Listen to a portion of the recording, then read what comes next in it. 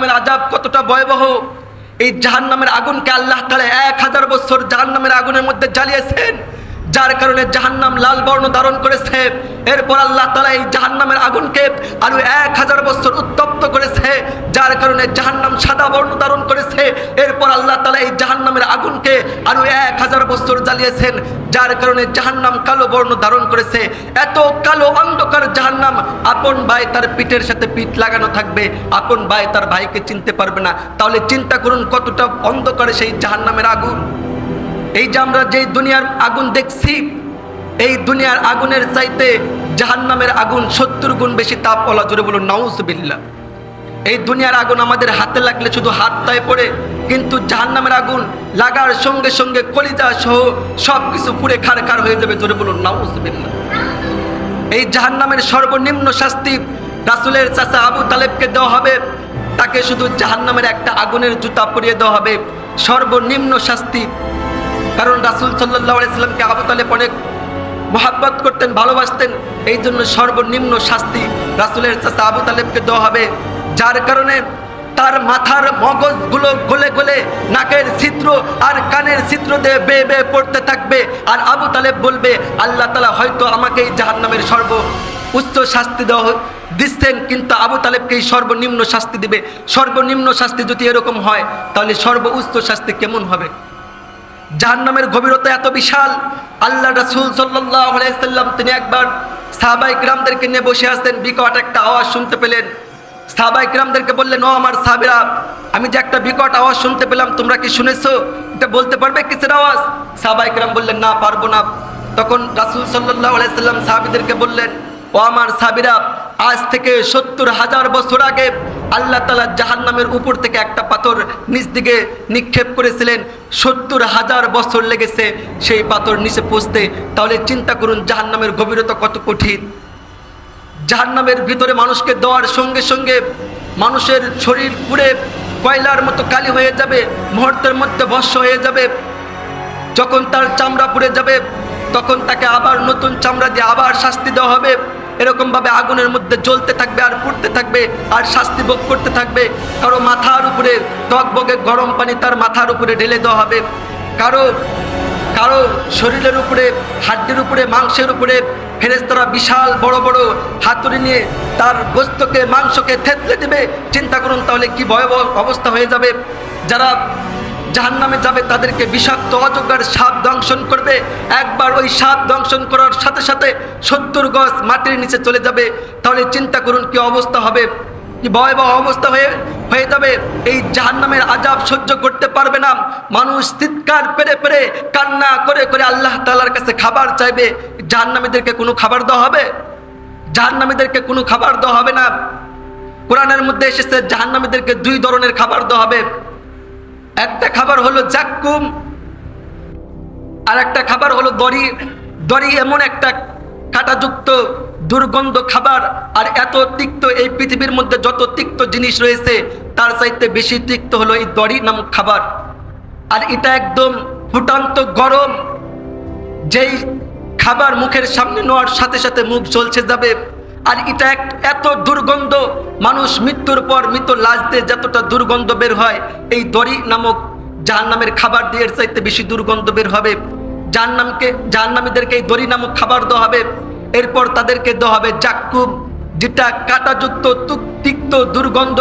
জাহান্নামীরা তারা ক্ষুধার যন্ত্রণায় ছটফট করবে, তখন তারা ওই দড়ি নামক খাবার, জাক্কুম নামক খাবার তারা ক্ষুধা নিবারণ করার জন্য যখন খাবে, খাওয়ার সঙ্গে সঙ্গে পেটের মধ্যে এসে, এই গলার মধ্যে এসে আটকে যাবে।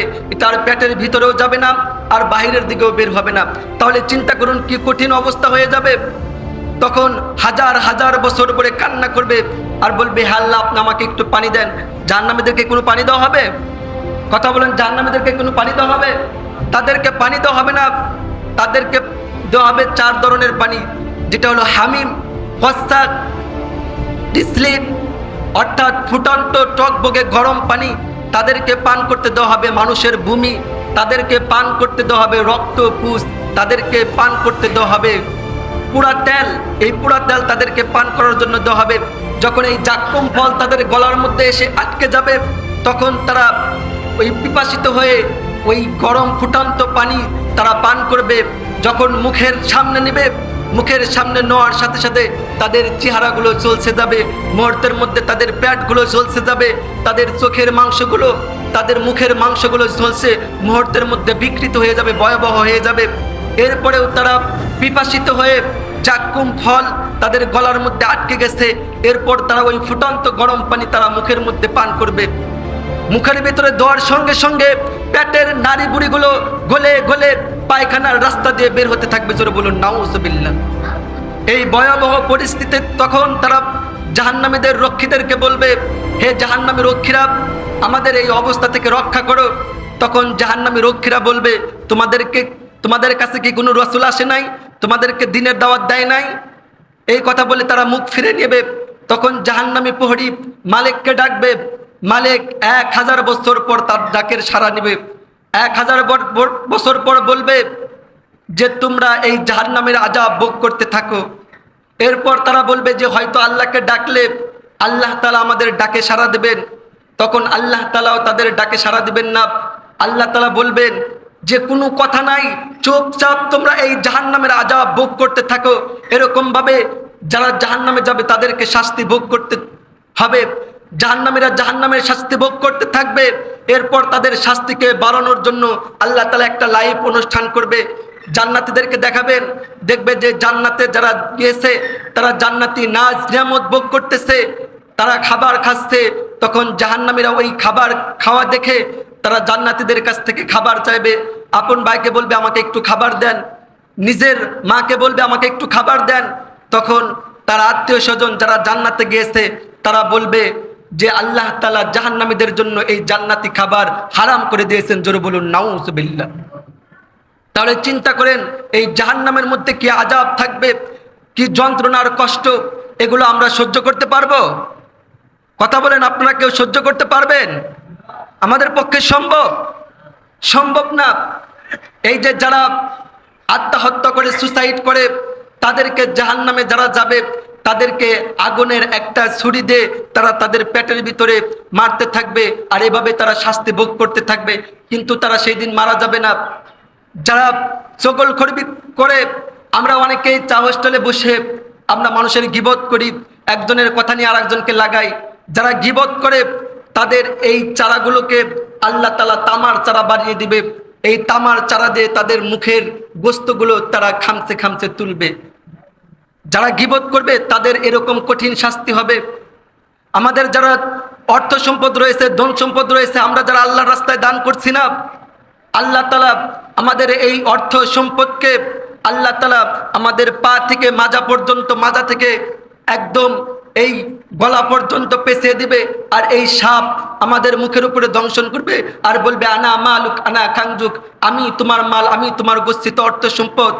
যারা নামাজ না পড়বে, বিষাক্ত অজগর সাপ, যে অজগর সাপ এই দুনিয়ার মধ্যে শুধু নিঃশ্বাস ছাড়লে এই পুরা পৃথিবী মুহূর্তের মধ্যে ধ্বংস হয়ে যাবে, এরকম অজগর সাপ যারা নামাজ পড়বে না তাদেরকে দংশন করবে। একবার দংশন করার সাথে সাথে 70 গজ মাটির গভীরে চলে যাবে।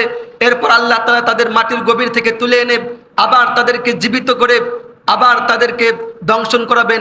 এভাবে যারা নামাজ না পড়বে তাদেরকে এরকমভাবে শাস্তি দেওয়া হবে।